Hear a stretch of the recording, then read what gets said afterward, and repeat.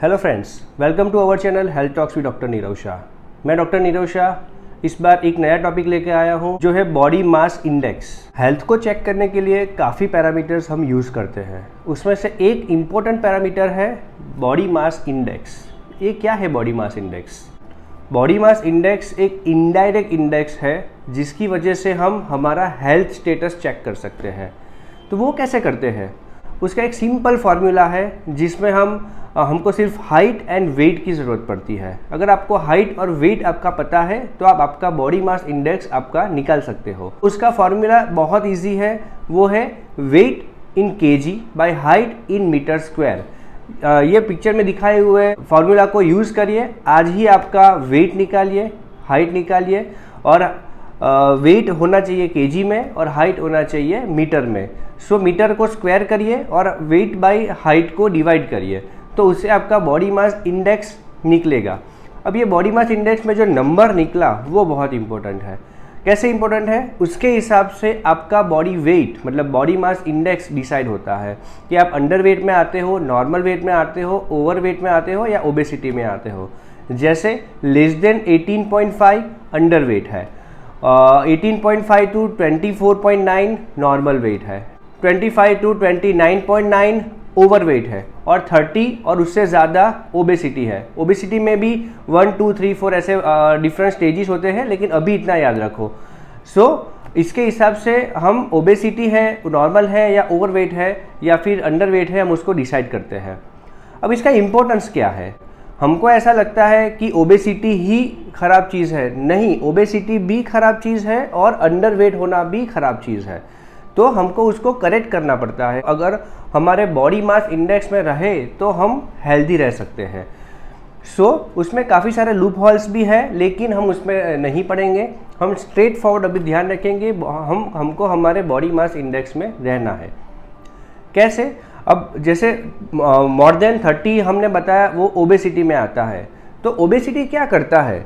Obesity की वजह से heart disease, liver disease like fatty liver, cancer, diabetes, dyslipidemia and काफ़ी सारे डिसीजेज होते हैं। और दूसरा आता है अंडर वेट। आजकल हम ऐसा मानते हैं कि अगर हम दुबले पतले हैं तो हम बहुत हेल्दी हैं। नहीं, आप अगर दुबले पतले हो और अगर आपका body mass index less than 18.5 है तो आप हेल्दी नहीं हो। आपका बॉडी मास इंडेक्स 18.5 टू 24.9 के बीच में ही होना चाहिए।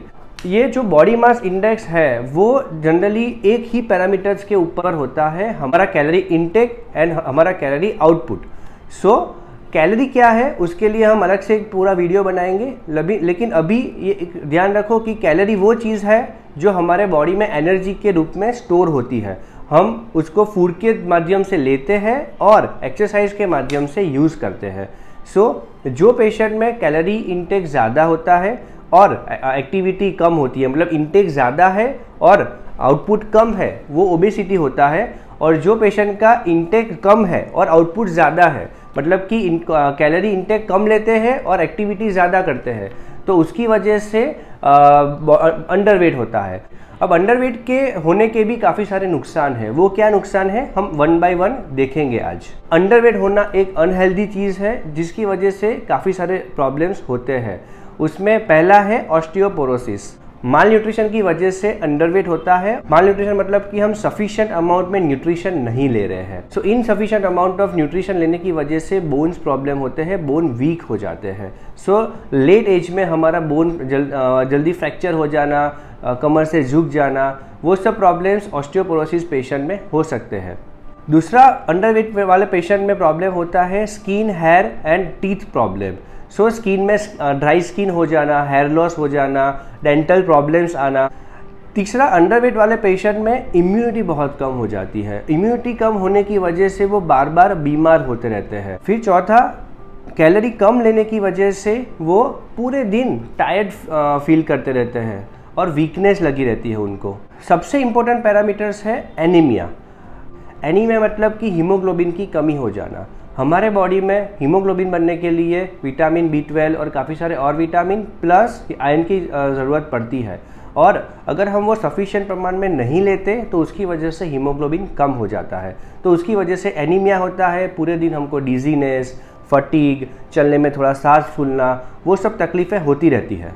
फिर होता है इरेगुलर पीरियड्स, तो उसकी वजह से इनफर्टिलिटी के इश्यूज अंडरवेट वाले पेशेंट में काफ़ी होते हैं। फिर है प्री मैच्योर बर्थ, जो पेशेंट अंडरवेट है और उसमें अगर प्रेगनेंसी रहती है तो उसका प्री टर्म डिलीवरी होने के चांसेस बहुत ज़्यादा रहते हैं, और उनके जो बेबीज़ होते हैं उसमें भी अंडरवेट होने के ज़्यादा प्रॉब्लम हो सकते हैं, मीन्स उसमें भी लो बर्थ वेट के इशू हो सकते हैं।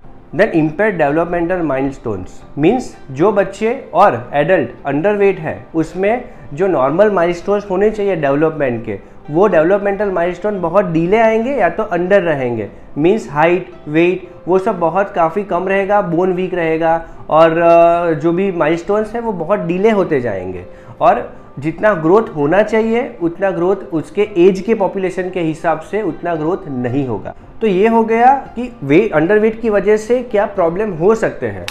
अब काफ़ी सारे रीजंस हैं कि अंडरवेट होता क्यों है, तो उसके लिए फर्स्ट है फैमिली हिस्ट्री। काफ़ी फैमिली ऐसे होते हैं जिसमें फैमिली हिस्ट्री ही अंडरवेट की होती है। दूसरा होता है मेटाबॉलिज्म एरर, जिसमें हाइपरथायरॉयडिज्म और काफ़ी सारे और डिसीज़ हैं जिसकी वजह से मेटाबॉलिज्म बहुत ज़्यादा फास्ट होता है, तो उसमें अंडरवेट पेशेंट रहता है।